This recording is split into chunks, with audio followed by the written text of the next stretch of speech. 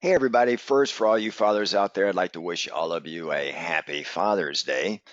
Welcome to this free edition of our Trader User Group, a weekly roundup. This is for the trading week ending June 19th, 2020. Our motto for the week is when elephants dance.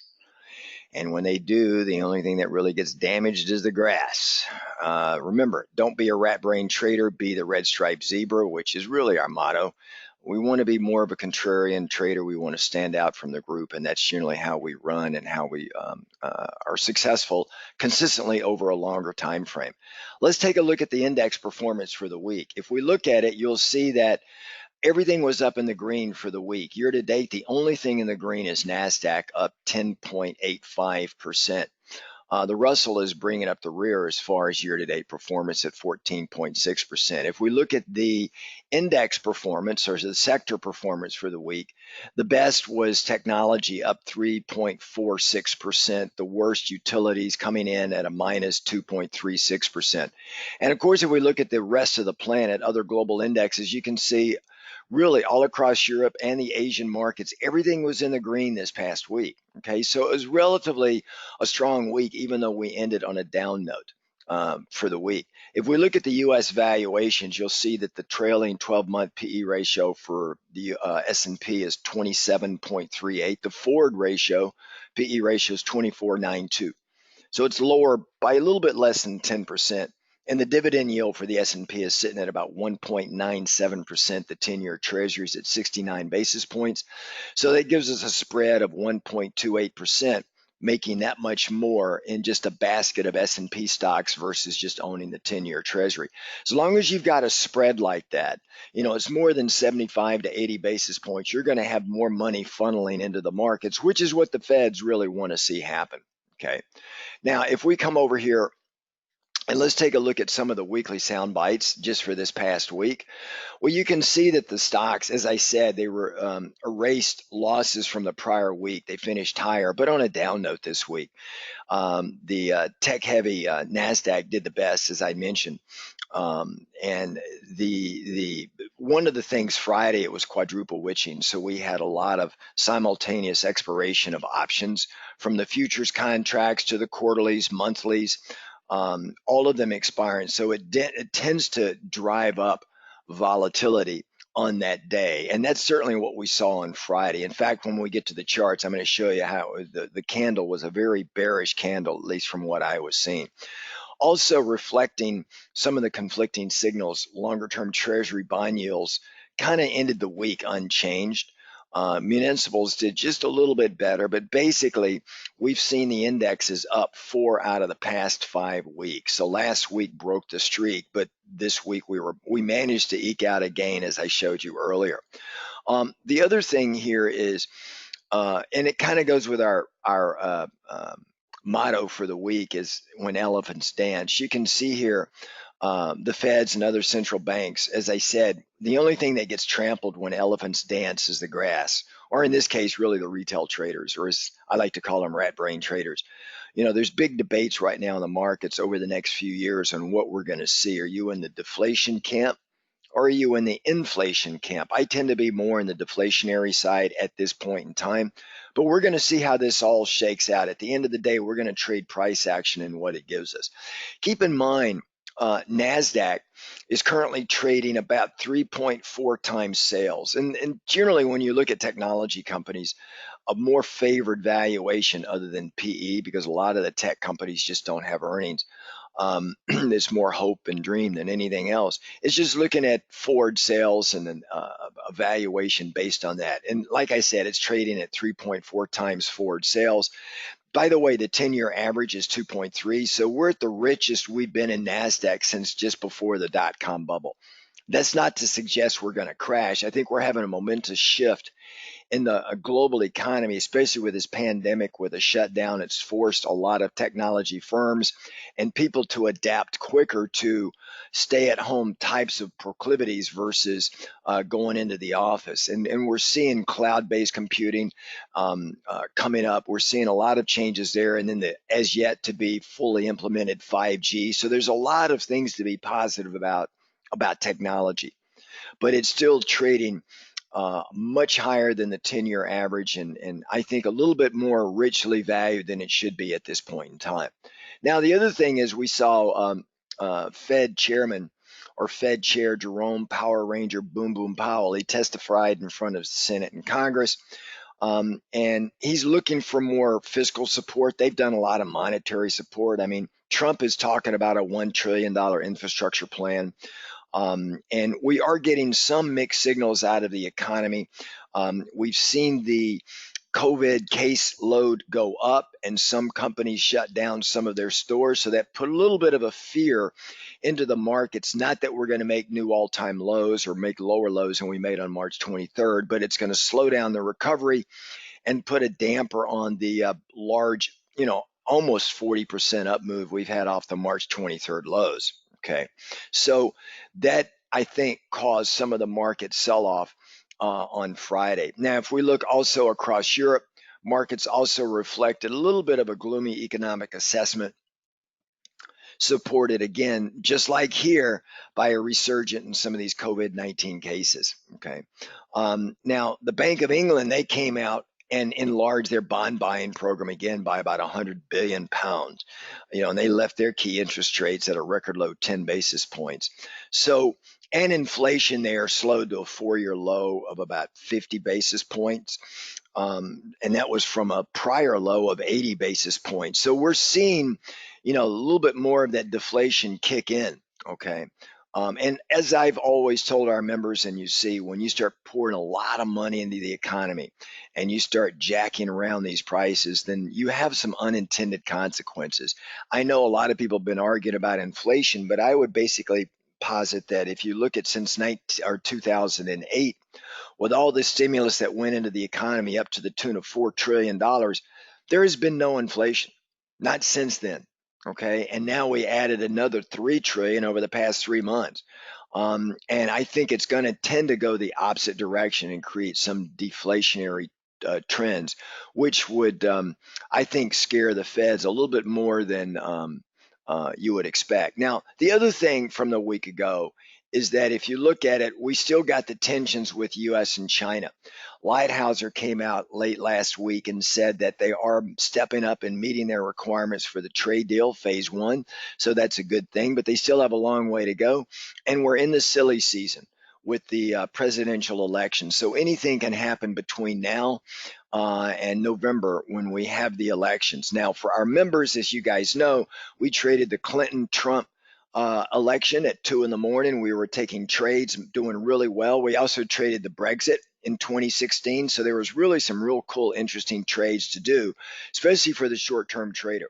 I'm going to see, and we're going to see the same thing coming up for this election, probably even more so. And there's no greater contrast than the Biden camp and the Trump camp, especially from a business perspective. So we're going to be up at night following the election results and making the trades as we need to. And as we did, and as I did for our members prior to the Clinton-Trump election, we put out a sheet on, depending on who wins and who loses, here's where you want to be looking at longs and where you want to be looking at shorts. Okay, so why don't we go take a look at the charts here? I wanted to keep this brief on the Father's Day here. I'm going to stop my screen and I'm going to bounce a few things around. So let me just see here. I'm going to get the screen over here like this, and let's just move it over. Let's see, I'm going to take it over here like this. I'm going to wait for the screen to print for you. I just want to focus on a couple of key things here. First thing we're going to focus on is the movement of the S&P 500 E-mini futures. You can see on this chart here, on this daily chart, I have a fib extension off the pivot lows made on March 23rd. And the pivot high made on February 20th, the all-time highs actually.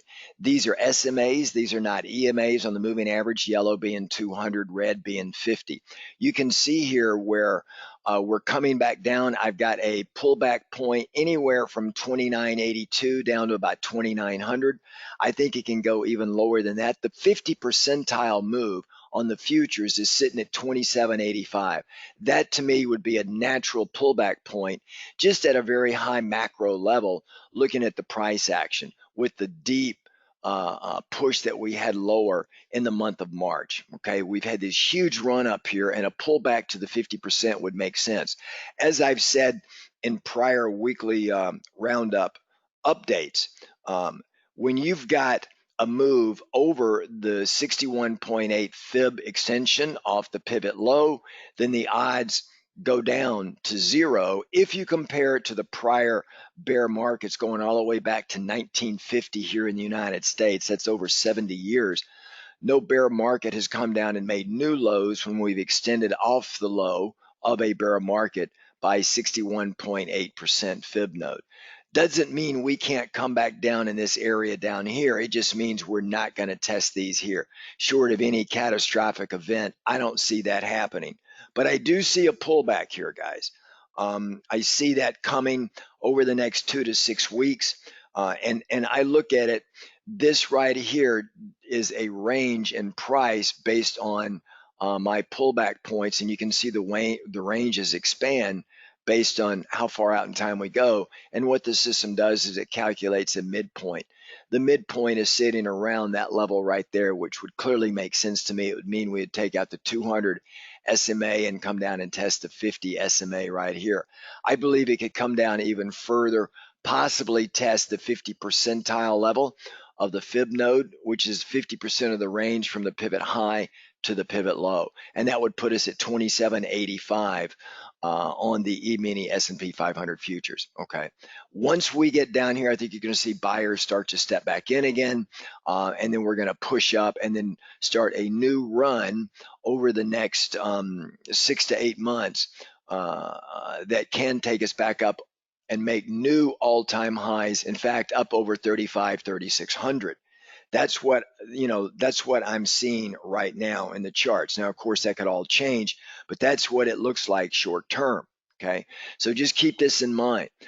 We could get a little bit of a run up here, but I do believe over the next 2 to 6 weeks, going through the month of July into August, we're going to be mostly on the downside. Okay, now if I blow it up a lot, I wanted to show you just how ugly that candlestick looked on Friday. Okay, if I just blow it up even more so you guys can see it a little bit better. You can see here on this candlestick here, I mean, there is the wick right there, and then here's the body of the candle right here, and the body comes down almost to the bottom, right here, and then there's just a tiny little peck here. But we went all the way up here, and then we closed all the way down here. That distance there is about 80 plus points, 80 handles closing down there, guys. That is it's like a hammer kind of pattern, a inverse hammer.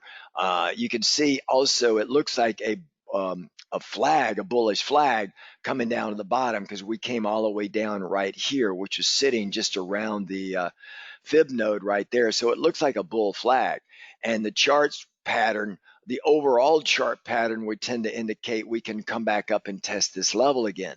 But looking at that candle, it would indicate we can come down and quickly find ourselves on the 200 SMA.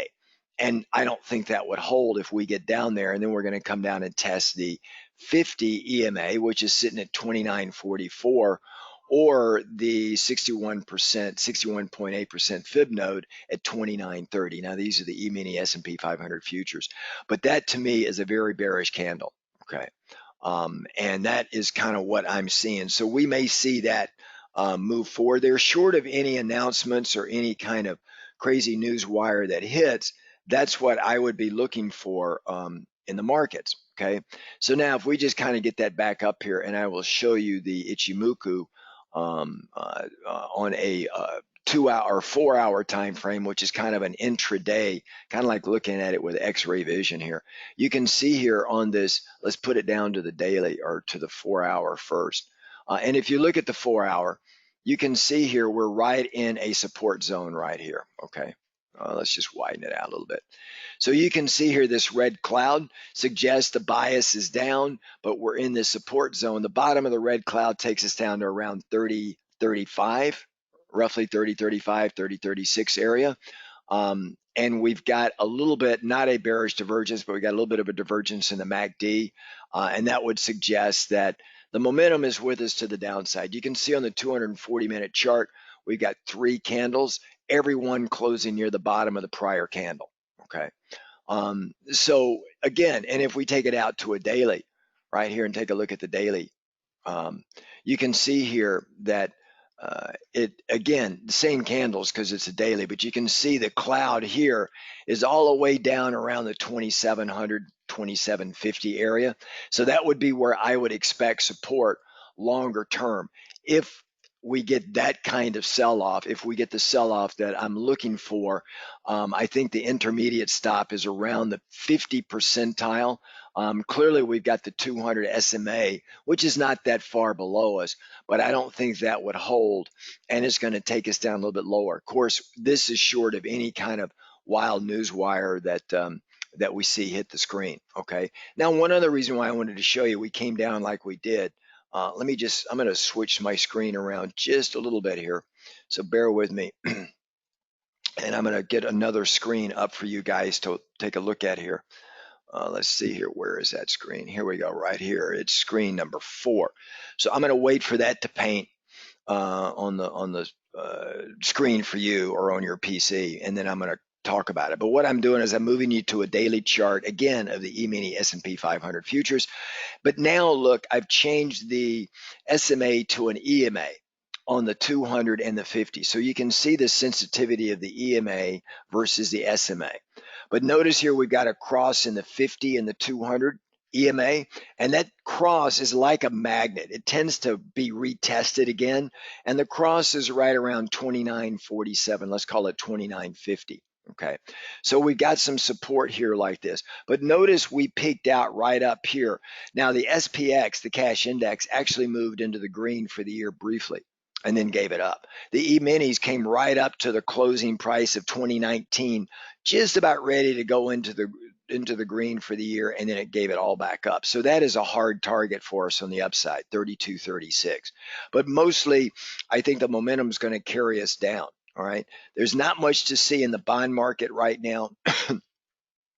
Same thing with the currencies market. If we look at gold, gold is still in a wide range. It had a strong Friday, but you can see how we're porpoising between the 1788 and the 1674, right? So roughly about a 100-point range from top to bottom. Okay. Now we still have an upward vector on the 50 and the 200 EMAs. So that would suggest, and the MACD crossing above zero, that we're probably going to come up and test these highs again here. So this is one of the things that I've just basically stayed out of gold in this range, other than doing something like iron condors or flies, where you're just trading a range bound market, about 100-point range bound in the gold futures. Okay. Copper, we love this one. We've done very well in this one. We're probably going to start booking some profits, but we've been long copper or Freeport McMoran since late March, and you can see it's done nothing but move up. Okay, that's the best way to trade copper. If we look at oil, the oil market, you can see the zero rate there, but we've been also, there's a key way to trade oil. It's not, excuse me, got a coughing attack here, but it's not trading the futures market, and it's not trading USO. So we've been long oil since going all the way back to early April, right after the April crash.